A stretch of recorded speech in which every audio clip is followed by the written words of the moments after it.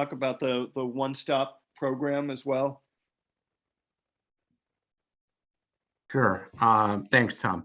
So those of you who may have remembered over the summer, last spring and summer, the city took part in a local rapid recovery plan, or LRRP. We were one of the, I believe, 125 communities that took part in the program.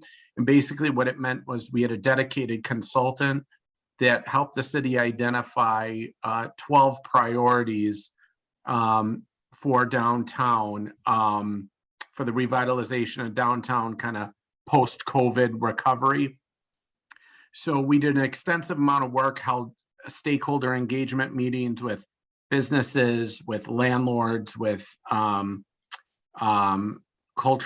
and nonprofit entities, and kind of came up with a punch list of things that they would like to see come out of the program. And the goal was that, you know, if the state saw similarities with 125 communities, they would take money that they were getting from the federal government to launch programs to help communities that were facing some of the same issues. So the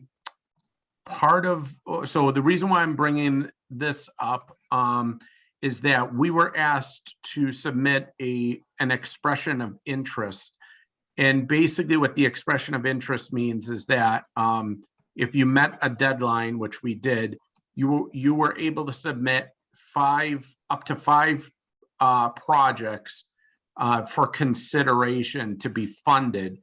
And what you would do with those five is a quick narrative. Literally, it was an online form with 1,000-character limit. So not 1,000 word, 1,000 characters. So they count the spaces. So yours truly did all these narratives, and then we had to cut them down massively. But the good news is that we submitted five, and it came right down to the wire. And the mayor wanted, things that were kind of beyond downtown submitted as well. So one of the things that we submitted was asking for financial support for 2 waterfront parcels on our working waterfront, one I-4C2 and one being 112 commercial, both owned by the city, but they need work, oftentimes seawall repair, maybe soil testing, just general work that's going to be expensive but needed, no matter what you're going to do with those parcels. The second thing is how much money was asked for those? I'm sorry? How much money was asked for those?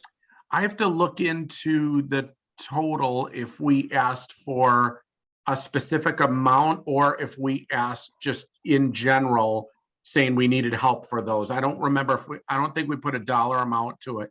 We just said that here are the list of things that need to be done for those projects. So I worked with Greg on that.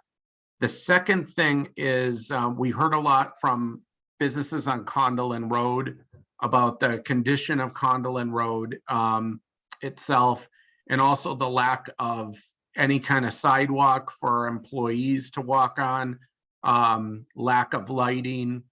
And there's, one company in particular that is potentially going to expand. And if we want to make this a friendly place to do business, little things like sidewalks and lighting, especially when it gets dark early and when there's snow, having people walk on the side of the road is something that you don't want, especially during the winter.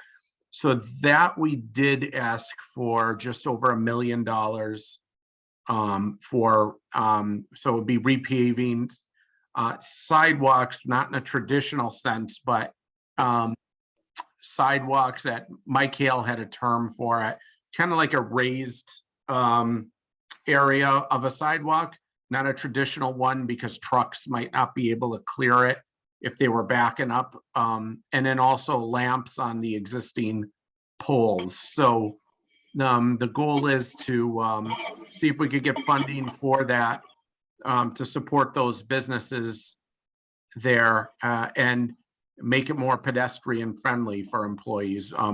There are several co-op employees that come, like students looking to get into the trades, and they're not driving.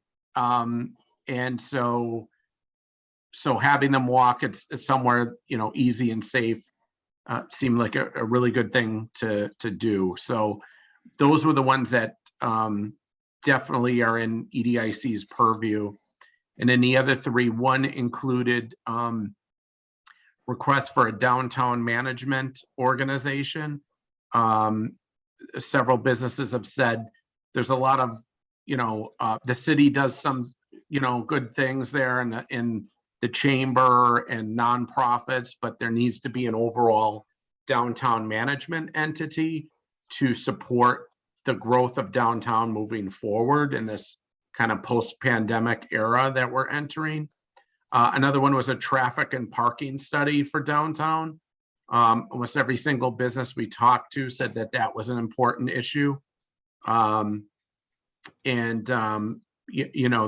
something that I think needs to be done professionally by an independent third party to move us kind of beyond anecdotes, and then promotion of vacant storefront support, and potentially along with that pop-up program to support retailers and create a path for entrepreneurship, especially for women or minority-owned businesses, that they might be doing something great at home, out of their home or online, and they want to experience something in a storefront.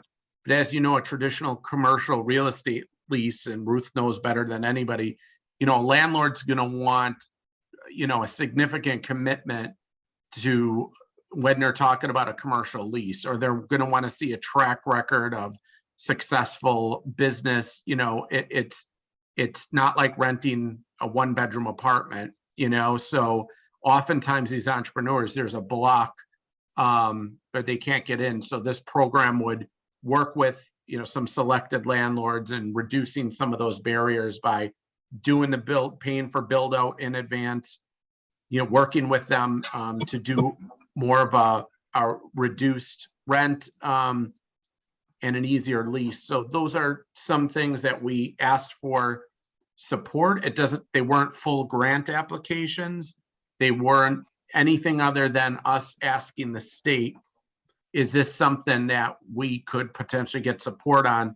And they're supposed to come back with 2 of those 5, and encourage us to apply for those. So that was submitted. So we're waiting to hear back from them.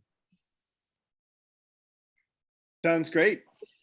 Let's cross our And at fingers. the appropriate time, if we do, move forward, I'd love to talk with everybody at EDIC and see if we could, put our heads together and put, the best case forward to get those funds for Gloucester.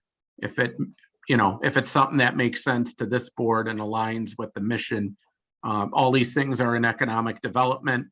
They're all needs that the city has, but there's never any money, to do these things really. So it would be great to get any of these done.